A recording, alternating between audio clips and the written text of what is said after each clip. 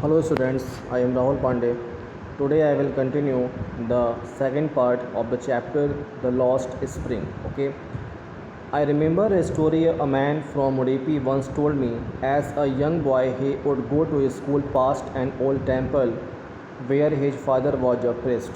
Means the narrator Anis Jung told us that means once upon a time there was a man and who narrated a story, alright, from Udupi, and he told two authors that means one once upon a time when he was a young boy, so at that time he used to go to his school crossing an old temple, all right, and in that temple his father was a priest, so he would stop briefly at the temple and pray for a pair of shoes, and there he used to pray to God that please God arrange a pair of shoes for me.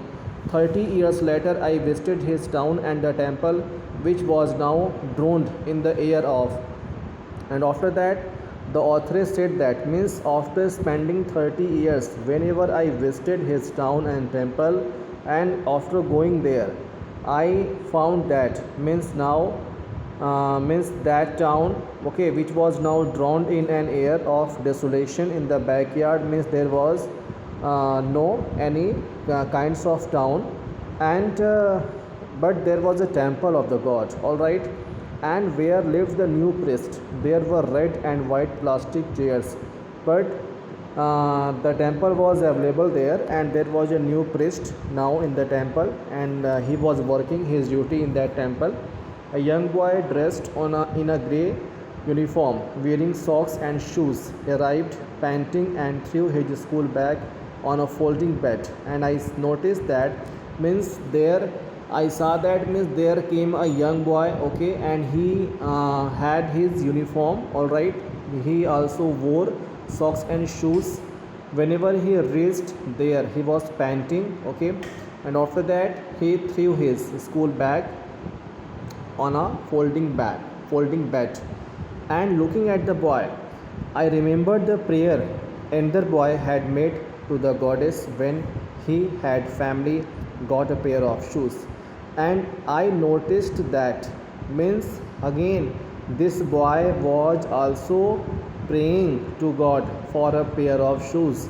Let me never lose them. And he was praying that means I will never lose my shoes. The goddess had granted his prayer.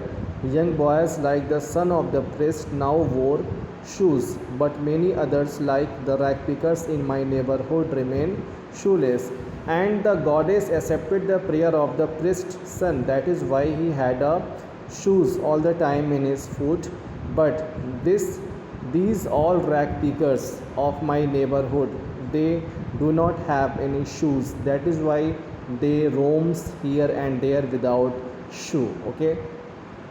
My acquaintance with the barefoot rag pickers leads me to the Simapuri, a place on the periphery of Delhi, yet miles away from it. And metaphorically, the authoress said that means it was my acquaintance. That is why means I went near the Simapuri area, and where I found that there were many rag pickers who used to visit there barefoot, all right. And those who live here are squatters who came from Bangladesh back in 1971, and there are many persons, many rag pickers who came there from Bangladesh, and they are also doing they are doing the job of rag picking here, okay, from the year of 1971, and Sahib's family is among them.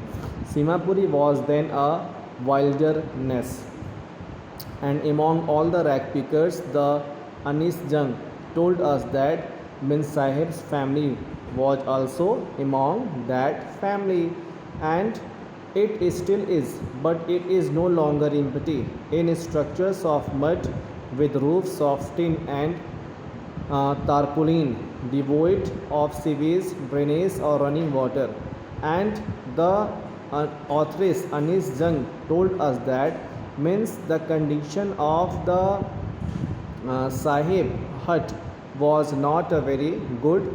It was not a brick house, okay, the structures of his house was made by mud, okay, and with roof of tin, and there was not a means any kinds of cemented roof uh, on the house of the sahib, and he had a tin and tarpaulin on the upper side of his house, and there were sewage, drainage, and running water, okay, was always flowing near his house.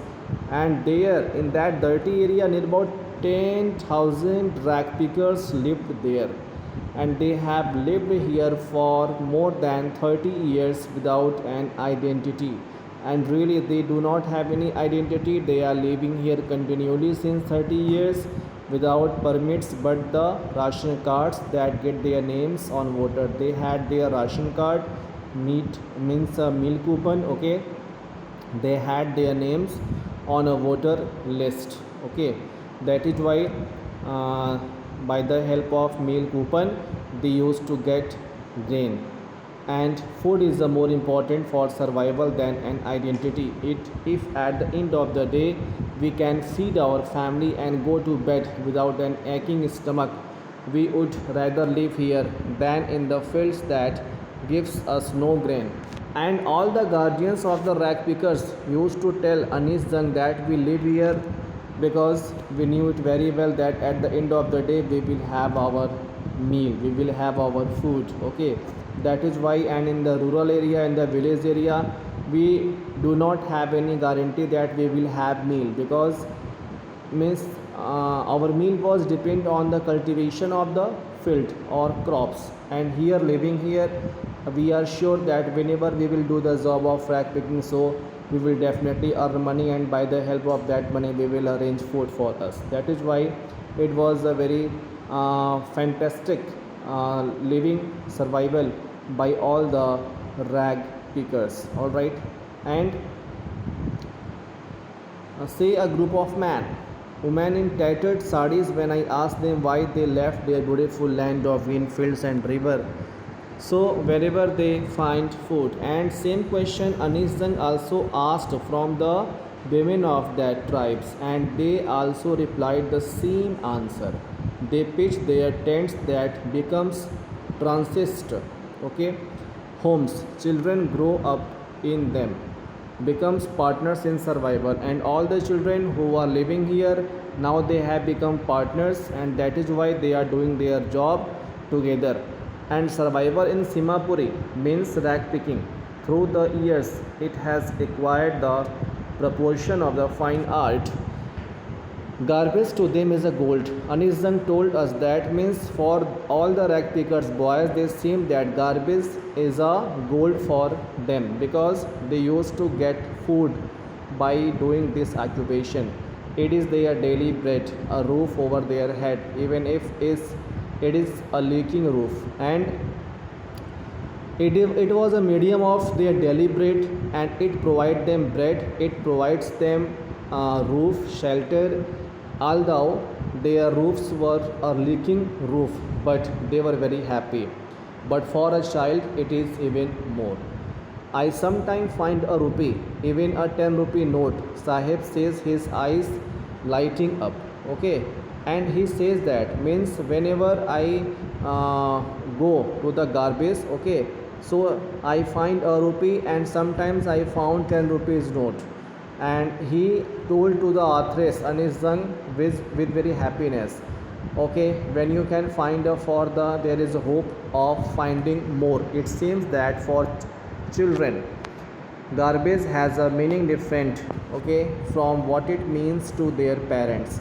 And that is why the author said that for the children the meaning of the garbage is different from the parents, because they always search coin, okay, money from the garbage.